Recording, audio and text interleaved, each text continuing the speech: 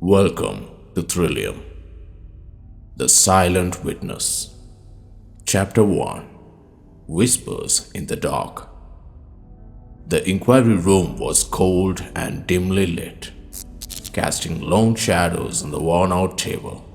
A little girl, clutching a stick, sat across from the detective. Her mother, eyes red from crying, stood behind her, pleading.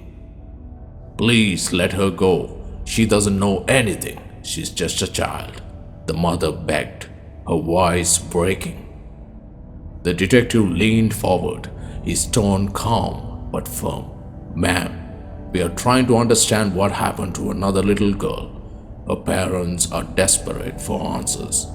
He gestured toward the observation window, where two grief-stricken faces stared back, tears streaming down their cheeks. The mother, seeing their pain, clutched her daughter tightly but fell silent.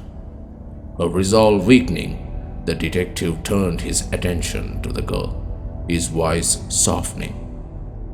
"Can you tell us anything that might help?" he asked gently. The girl tilted her head, her blank eyes staring straight ahead. "I'd like to say anything that can be of help," she said quietly, her voice steady with a hint of defiance. The detective's eyes lit up. There was something about this girl, something sharp and insightful. He nodded encouragingly. "Go ahead, tell us what you know." The girl took a deep breath. "I know there was a man, older, over 40. He spoke with a local accent. I heard 3 gunshots, distant but clear." The detective leaned in closer. "Gunshots? Are you sure?" "Yes," she replied confidently.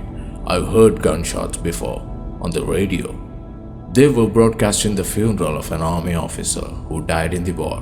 The salute sounded just like that." The detective gave a small, approving smile. "That's very observant.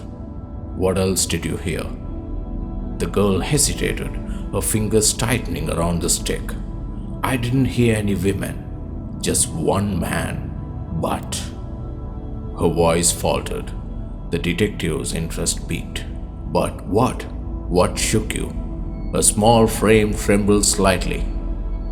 "The man, he said something. He called her, 'Hey there, beautiful.'" The room fell silent. The weight of those words hung in the air, chilling and unsettling. The detective's jaw tightened as he processed the information. "Thank you," he said softly. "You've been very brave." The girl nodded, her expression unreadable. The detective knew this was only the beginning, but her words had opened a door to the truth, a truth that needed to be uncovered. Chapter 2. The Scent. The inquiry room remained silent, the air thick with anticipation.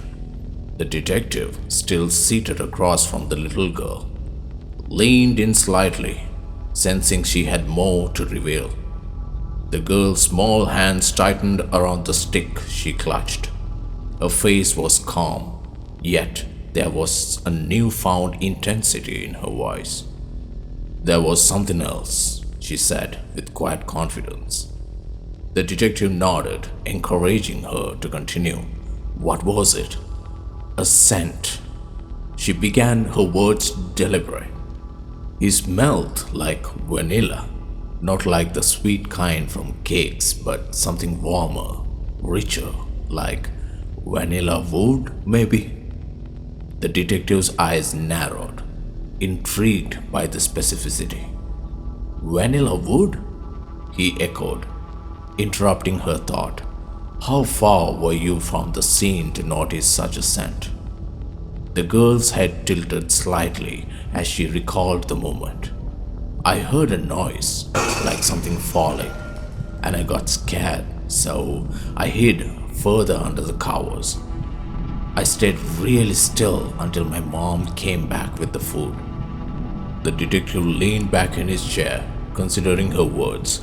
"Do you think He saw you? She shook her head confidently. Definitely not. No. He got really close to the sheets, so close that's when I smelled him. The detective tapped his pen against the table, processing this crucial detail. Understood, he said softly. Continue. The girl paused, her expression thoughtful. He also smelled like candy. She added, her voice soft but certain. Like he had candy in his pocket or something sweet. I remember thinking about it because it reminded me of the treats my mom gives me sometimes. The detective's interest deepened. Candy? You sure about that? She nodded, yes. It was faint, but it was there.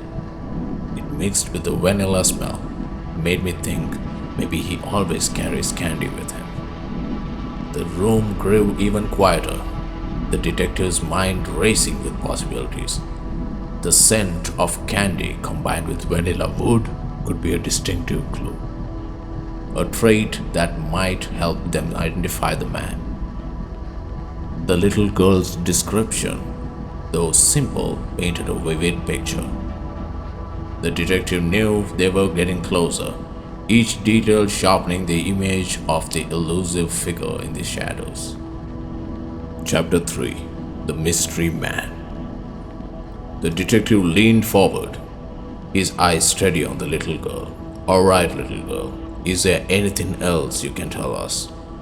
She said silently, her small fingers tapping lightly on the stick she held. After a long pause, she spoke, her voice soft yet certain. "Although you say the other girl is missing, it really sounded like she went with him willingly." The detective's brows furrowed slightly. "Why do you say that?" The girl tilted her head, her expression thoughtful. "Because he sounded really friendly and nice. She sounded happy to go with him." The detective considered her words carefully. Maybe he could have been trustworthy looking. He suggested, his tone light but watchful. The girl gave a small, amused smile. "I wouldn't have a clue, being blind and all," she quipped, her tone light-hearted. The room briefly filled with an awkward yet genuine chuckle, breaking the tension momentarily. The detective smiled, though a subtle tension remained in his demeanor. "Thank you so much for letting us know all this. It's been really helpful." He turned to the girl's mother, who had been anxiously waiting. "You can take her now. Thank you both for your time." As they reached the exit door of the interrogation room, the detective leaned down slightly. "Goodbye, little girl," he said warmly. She stepped closer, her expression innocent yet knowing. "I felt so much better telling what I know to help another little girl," she said softly. "Well, you did good, little girl. I'm glad that it's all you know," he said gently. She looked confused and said, "Although you smell very vanilla as well," with a smile. The man said, "Take care, beautiful."